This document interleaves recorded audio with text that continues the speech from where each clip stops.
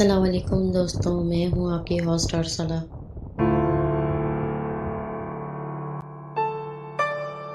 Programme ناقابل فراموش میں بہت بہت خوش آمدید۔ امید کرتی ہوں آپ سب لوگ خیریت سے ہوں گے۔ دوستوں، یہ واقعہ جنہوں نے ہمیں بھیجا ہے ان کا نام عبدالرحمن ہے، اور یہ واقعہ میں انہی کی زبانی آپ کو بتانے جا رہی ہوں۔ میرا نام عبدالرحمن ہے اور میرا تعلق راولپنڈی سے ہے۔ یہ کافی سال پرانا واقعہ میں آپ کو بتانے جا رہا ہوں، جب میں نیا اکیڈمی میں جاب پہ لگا تھا، اور اس اکیڈمی میں لگے ہوئے مجھے کچھ ہی مہینے گزرے تھے۔ میرا گھر اکیڈمی سے اچھا خاصا دور تھا، اسی لیے میں اکثر نائٹ میں وہاں انتظامیہ کے ساتھ اکیڈمی میں ہی ایکسٹرا کام وغیرہ کے لیے رک جایا کرتا تھا۔ اکیڈمی کے اندر جو سوئمنگ پول بنا ہوا تھا، اس کے بارے میں مجھے پتہ چلا کہ رات کے وقت وہاں پر نہ جایا جائے، کیونکہ اکثر رات میں وہاں 9 بجے کے بعد کسی کے تیرنے اور پانی میں چھلانگ لگانے کی آوازیں آتی ہیں کہ جیسے کوئی پانی میں تیز تیز تیر رہا ہو۔ وہاں پر پول کے واقعات میں کافی لوگوں سے سن چکا تھا، مگر میرے ساتھ کبھی ایسا کوئی ناقابل یقین واقعہ پیش نہیں آیا تھا، اور میں اس واقعے کو اکثر ان کا وہم ہی سمجھتا تھا۔ ایک رات میں اپنے اکیڈمی کے روم میں بیٹھا ہوا کمپیوٹر پر کام کر رہا تھا۔ میرا جو روم تھا اس میں جو کھڑکی لگی ہوئی تھی وہ شیشے کی تھی۔ باہر کا سارا پول کھڑکی سے صاف نظر آتا تھا۔ گرمیوں کے دن تھے، تقریباً رات کے 11 یا 12 بجے کا وقت ہو رہا تھا۔ گہرا سناٹا تھا، اس قدر سناٹا تھا کہ کسی چیز کے گرنے کی آواز بھی آتی تو صاف سنائی دیتی۔ میں اپنے کام میں مگن تھا کہ مجھے کسی کی بات کرنے کی آواز آنے لگی، اور یہ آواز جیسے کوئی شخص کھڑا ہو کر کچھ بات کر رہا ہو۔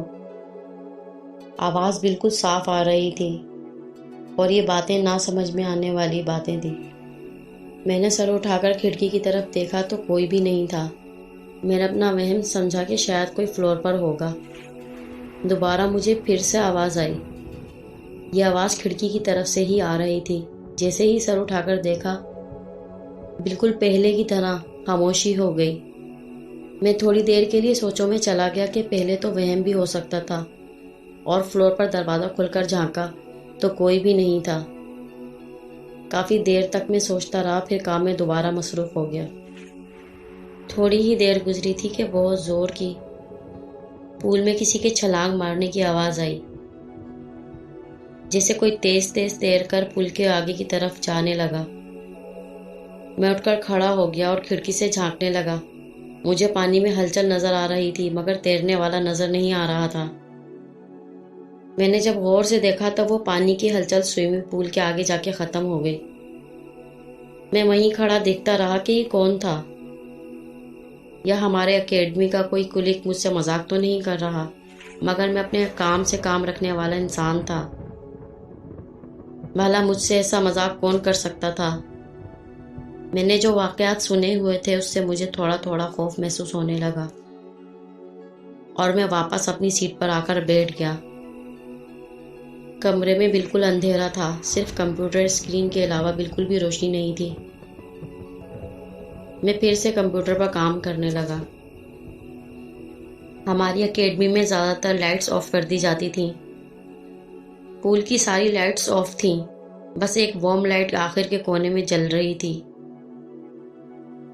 میں نے ہی سوچا کہ میں بلا وجہ اپنی دماغ پر زور دے رہا ہوں۔ شاید تھکن کی وجہ سے یہ سب میرے اعصاب پر سوار ہو گیا ہے، اور ہو بھی سکتا ہے کہ کوئی انتظامیہ کا شخص پول میں تیر رہا ہو۔ میں اپنے کام پر توجہ دینے لگا۔ کافی دیر گزر جانے کے بعد پھر سے کسی نے زوردار پول میں چھلانگ لگائی، اور یہ اتنی زوردار چھلانگ تھی، میرے کمرے کی جو کھڑکی تھی اس کے شیشے پر پانی ہی پانی آ گیا۔ باقاعدہ زوردار پانی کھڑکی سے ٹکرایا، جس سے شیشہ ہلنے کی بھی آواز آئی، اور کمرے کے اندر بھی پانی آ گیا تھا۔ جیسے ہی یہ سب ہوا، میں اسی وقت اچھل کر کھڑا ہو گیا، روم سے باہر نکل کر پول کی طرف جانے لگا۔ پول کا جو راستہ تھا ایک کوریڈور سے ہو کر گزرتا تھا۔ جب میں پول کے قریب پہنچا تو مجھے وہاں کوئی بھی نظر نہیں آیا۔ مگر پول کا پانی ہل رہا تھا جیسے کوئی تیر کر باہر نکلا ہو۔ میں حیران و پریشان ہو کر کافی دیر تک کھڑا رہا۔ پورے پول کے کنارے پانی ہی پانی تھا۔ سمجھ میں نہیں آ رہا تھا کہ یہ سب ہو کیا رہا ہے، آخر ہے کون یہاں۔ یہ اچھا خاصا بڑا پول تھا اور اس کے آخر میں ایک بڑا سا درخت لگا ہوا تھا۔ میں نے دیکھا کہ اس درخت کے پتوں میں آہٹ سی ہوئی ہے، ایسا لگا وہاں کوئی سایہ سا گزرا ہے۔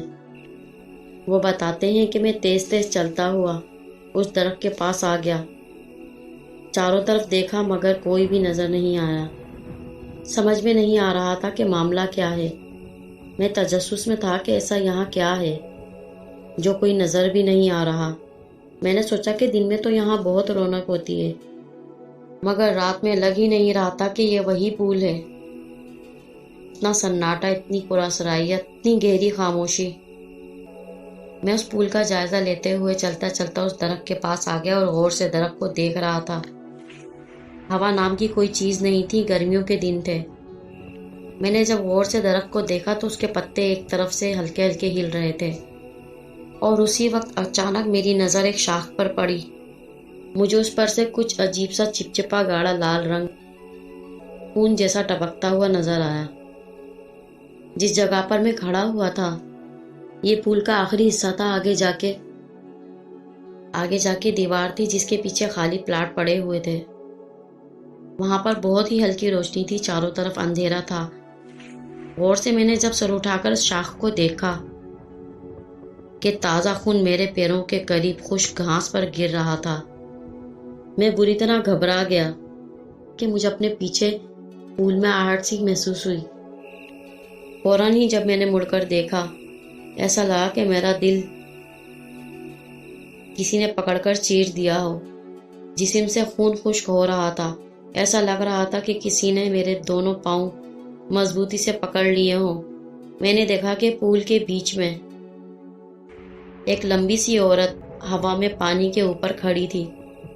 اس کی پیٹھ میری طرف تھی، لمبے سیاہ بال تھے، وہ 3 حصوں میں تھی۔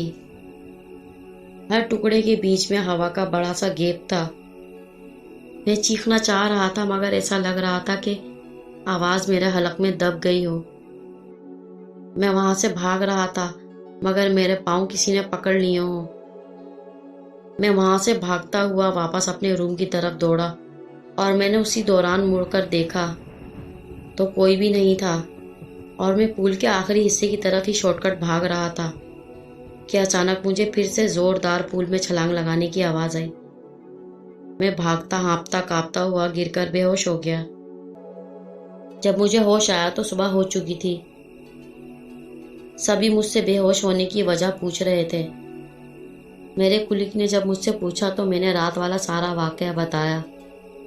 وہ کہنے لگے کہ ہمیں تو پتا ہے، یہاں پر کئی لوگوں کے ساتھ اس طرح کے واقعات ہوئے ہیں۔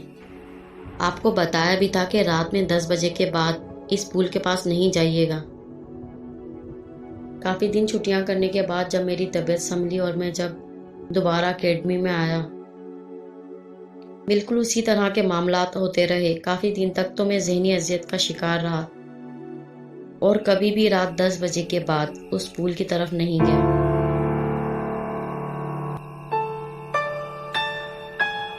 یہ تھا سچا واقعہ ہمارے لسنر عبدالرحمان نے راولپنڈی سے ہمیں بھیجا۔ امید کرتی ہوں آپ کو ہماری سٹوریز بہت پسند آتی ہوں گی۔ ایسے ہی اپنے واقعات ہمیں شیئر کرتے رہیے گا، لائک کریے گا، کمنٹس کریے گا۔ اللہ حافظ، اللہ نگہبان۔